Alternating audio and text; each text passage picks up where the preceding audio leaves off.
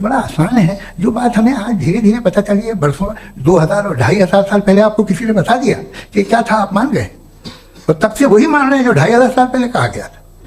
सब कुछ बदल गया है, सॉल्व हो रही है चीजें। अभी साइंस बिल्कुल दावा नहीं करती, या कोई फिलोसफर ये दावा नहीं करता कि हमें सब मालूम, बल्कि वो कहता है कि हमें जितना मालूम होता है उससे ये मालूम होता है कि हमें कितना कम मालूम।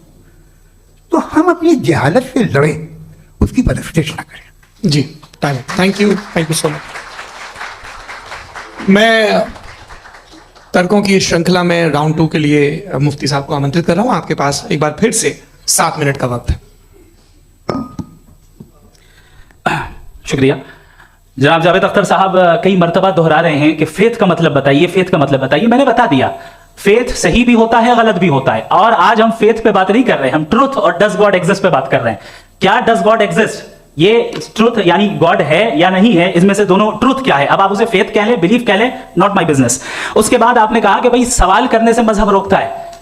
मैं कहता हूं जो रोकता है वो रोकता होगा, मैं नहीं रोकता, बल्कि सवाल करें, सवाल करना चाहिए। सवाल कर करके तो हम आगे बढ़ते हैं, तरक्की करते हैं, और इसीलिए मैं आज यहां पे आया हूं। लेकिन सवाल सिर्फ खुदा से नहीं होगा, आपसे भी होगा। सवाल एथिज्म से भी होगा, सवाल सिर्फ मजहब से नहीं होगा, सबसे होगा।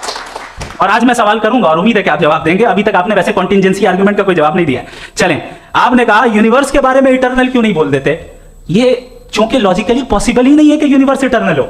यूनिवर्स एक कॉन्टिंजेंट चीज है जो टाइम एंड स्पेस के पाबंद है, टाइम एंड स्पेस से बाउंड है। जो टाइम एंड स्पेस से बाउंड होगा वो कॉन्टिंजेंट होगा, जो कॉन्टिंजेंट होगा वो उसकी बिगिनिंग हुई होगी, जिसकी बिगिनिंग हुई होगी वो इटर्नल नहीं हो सकता। ये तो कॉमन सी बात है। आपने कहा कि किसी मजहबी किताब में डायनासोर का जिक्र नहीं है। अफसोस कि आज तक किसी मैथमेटिक्स की किताब में मुझे डायनासोर का जिक्र नहीं मिला। तो इसका मतलब मैथमेटिक्स की किताब बेकार है? नहीं, उसका वो टॉपिक नहीं है। रेवलेशन का और मजहबी किताबों का टॉपिक ये नहीं है कि आपको आके बताए साइकिल कैसे बनाते हैं, या आकर ये बताएं कि जो है डायनासोर कब था। वो तो मोरालिटी सिखाने आया है, गॉड के बारे में बताने आया, नॉन फिजिकल रियलिटी की हकीकत को सिखाने के लिए आया। रिलीजन साइंस को रोकता है? नहीं रोकता। अगर रोकता है तो गलत करता है। रिलीजन साइंटिज्म को रोकता है, जिसमें हमारे जावेद साहब मुख्तलिफ है। साइंस और साइंटिज्म में फर्क है। साइंटिज्म यह है कि आप समझें कि साइंस और साइंटिफिक मेथोडोलॉजी ये नॉलेज को हासिल करने का वाहिद सोर्स ऑफ नॉलेज है। यह है साइंटिज्म। हम इसे रिजेक्ट करते हैं।